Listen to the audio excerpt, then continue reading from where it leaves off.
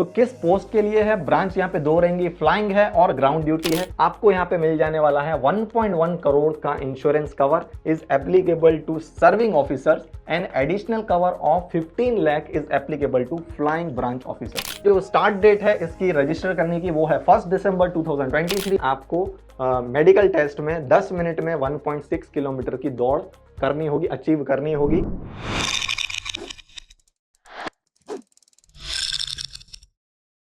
Hello guys, कैसे हैं आप लोग। मेरा नाम है रईस और वेलकम करता हूं आपका हमारे यूट्यूब चैनल में। आज के इस वीडियो में हम बात करने वाले हैं बहुत ही जबरदस्त जॉब अपडेट के बारे में जो अनाउंस की है एफकेट यानी air force common admission test. Air force में अगर आप देखना चाहते हो खुद को, एक बहुत ही अच्छी अपॉर्चुनिटी आई है आप लोग के लिए। तो इस वीडियो में मैं आपसे रिक्वेस्ट करूंगा बने रहिएगा स्टार्ट टू एंड, ताकि आपको हर चीज यहाँ पे स्टेप बाय स्टेप समझ में आ जाए।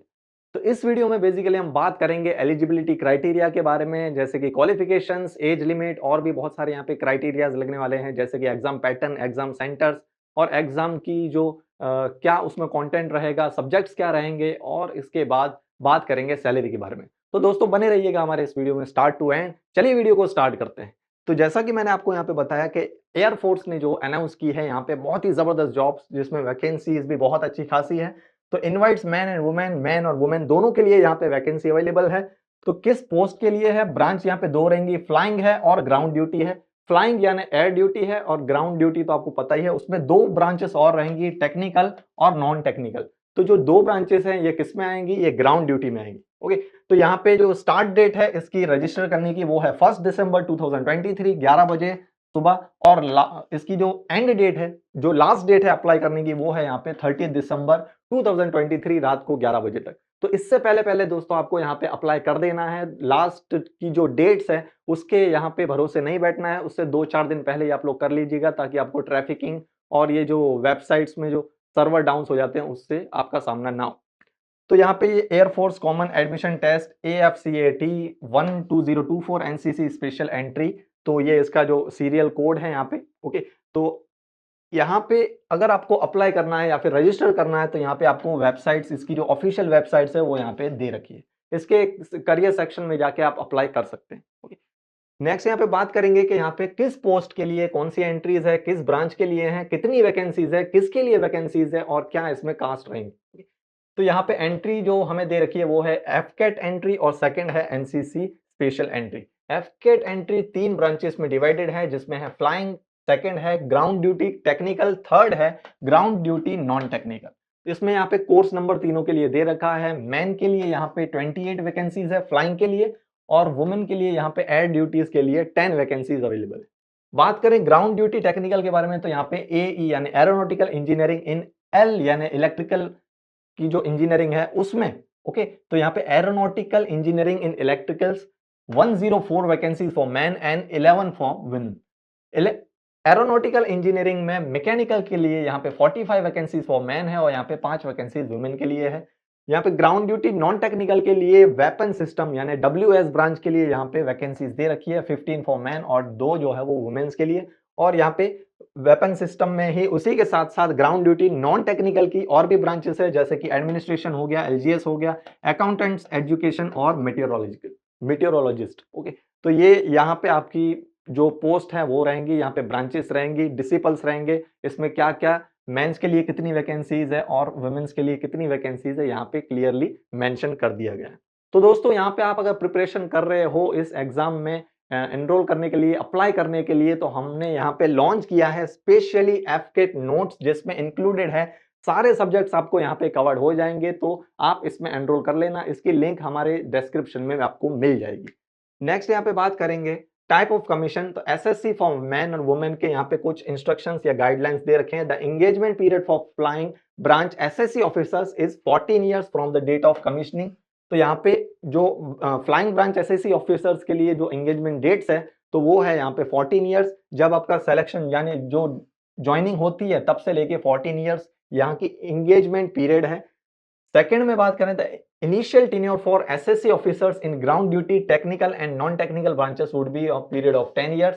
तो ग्राउंड ड्यूटी के लिए यहाँ पे टेक्निकल और नॉन टेक्निकल के लिए यहाँ पे 10 साल है। And extension of 4 years may be granted subjected to service requirements, availability of vacancies, willingness, suitability and merit. तो 4 साल और यहाँ पे एक्सटेंड हो सकती है इन इन रीजंस के मुताबिक। ओके, थर्ड है यहाँ पे grant of permanent commission PC at a later date would be consider subject to service requirement, availability of vacancies, willingness, suitability. तो ये भी ठीक है। SSC officers are not entitled for grant of pension. तो यहाँ पे एसएससी ऑफिसर्स जो है वो एंटाइटल्ड नहीं है पेंशन को ग्रांट करने के लिए। ये यहाँ पे एक इंपॉर्टेंट नोट दे रखा। ट्रेनिंग की बात करें तो training will commence in the first week of January 2025। तो ट्रेनिंग यहाँ पे आपकी स्टार्ट होगी, जैसे आपकी ज्वाइनिंग हो जाती है तो यहाँ पे 2025 में जनवरी के फर्स्ट वीक में आपको यहाँ पे ट्रेनिंग होगी। अब ट्रेनिंग कहाँ पे होगी? तो एयरफोर्स अकेडमी डुंडीगल हैदराबाद में। The duration of training for flying and ground duty technical branches is 62 weeks. यानी फ्लाइंग और ग्राउंड ड्यूटी इन टेक्निकल के लिए यहाँ पे 62 वीक्स है जो ट्रेनिंग पीरियड है वो, और नॉन टेक्निकल ब्रांचेस के लिए यहाँ पे 52 वीक्स है एट एयरफोर्स ट्रेनिंग एस्टेब्लिशमेंट। अब आपकी यहाँ पे जो ज्वाइनिंग हो जाती है तो आपको पान कार्ड और नेशनलाइज या फिर एसबीआई बैंक में बैंक अकाउंट जो है वो मैंडेटरी है जब आपकी at the time of joining, और यहाँ पे आधार कार्ड वो भी मैंडेटरी है रजिस्ट्रेशन के लिए। तो ये आपके पास ये चीज पहले से होनी चाहिए अवेलेबल। नेक्स्ट यहाँ पे बात करेंगे सैलरी की। तो IAF offers you pay on commissioning as per 7 CPC rank, किसके लिए? फ्लाइंग ऑफिसर के लिए। पे एज पर डिफेंस मैट्रिक्स। तो ये आपको सैलरी पे मिल जाएगा, बैंड पे है 56,100 से लेके 1,77,500 तक। तो ये लेवल 10 की सैलरी पे है, और एमएसपी इसके साथ आपको मिलेगा मिलिट्री सर्विस पे 15,500 रुपए। ओके, यहाँ पे नोट दे रखा है flight cadets shall receive a fix stipend of 56,100 per month during 1 year of training. तो 1 ईयर ट्रेनिंग तक आपको ये 56,100 पर मंथ आपको मिलेगा। किसके लिए है? फ्लाइट कैडेट्स के लिए। नेक्स्ट देखेंगे प्रिविलेजेस। तो यहाँ पे एयरफोर्स ऑफिसर्स के लिए बहुत सारे और भी बेनिफिट्स दे रखे हैं, जैसे कि हो गया एकोमोडेशन है, medical cover for self and dependents, canteen, officers mess, loans at subsidise rates, LTC etcetera. ये बहुत सारे यहाँ पे बेनिफिट्स आपको मिल जाने वाले हैं अगर आपकी ज्वाइनिंग हो जाती है, आपकी सिलेक्शन हो जाती है तो। लीव की बात करें तो 60 days annual and 20 days casual subjected to service exigencies. Insurance आपको यहाँ पे मिल जाने वाला है 1.1 करोड़ का insurance cover is applicable to serving officers and additional cover of 15 lakh is applicable to flying branch officers. Okay, तो यहाँ पे जो सर्विंग ऑफिसर्स हैं उनको यहाँ पे 1.1 करोड़ का यहाँ पे इंश्योरेंस कवर मिलने वाला है। इसके अलावा यहाँ पे एडिशनल कवर 15 लाख का है फ्लाइंग ब्रांच ऑफिसर्स के लिए एडिशनल उसी के साथ। ओके, स्पोर्ट्स और एडवेंचर, तो यहाँ पे उसमें भी बहुत सारी फैसिलिटीज आपको दी जाएंगी, जैसे कि sky diving, micro light flying और माउंटेनियरिंग, वाटर राफ्टिंग जैसे बहुत सारी आपको यहाँ पे स्पोर्ट्स फैसिलिटीज भी मिल जाएगी। नेक्स्ट बात करेंगे eligible candidates are to register online through separate tabs available for AFCAT entry, NCC special entry. Okay, तो यहाँ पे जो भी एलिजिबल कैंडिडेट्स हैं उनको खुद को ऑनलाइन रजिस्टर करना होगा सेपरेट बेसिस पे। एफकेट के लिए अलग है और एनसीसी स्पेशल एंट्री के लिए अलग है। कैंडिडेट्स एलिजिबल फॉर 1 और more entries are to register separately in each entry. अगर इस एक या एक पोस्ट से ज्यादा आपको यहाँ पे अप्लाई करना है तो दोनों को सेपरेट यहाँ पे एप्लीकेशन सबमिट करना पड़ेगा। तो यहाँ पे ये टैटू के लिए कुछ परमानेंट बॉडी पॉलिसीज है, तो ये आप रीड कर लीजिएगा अगर टैटू है तो। Conduct of online testing for AFCAT examination and fees structure, तो यहाँ पे 550 रुपीज प्लस जीएसटी, किसके लिए? नॉन रिफंडेबल है ये। ओके, तो ये यहाँ पे फीस यहाँ पे रखी गई है, जो एग्जामिनेशन फीस है 550 plus GST. However, candidates registering for NCC special entry are not required to pay. अगर आप एनसीसी स्पेशल एंट्री के लिए अप्लाई कर रहे हो तो यहाँ पे कोई एग्जामिनेशन फीस नहीं है, एप्लीकेशन फीस नहीं है।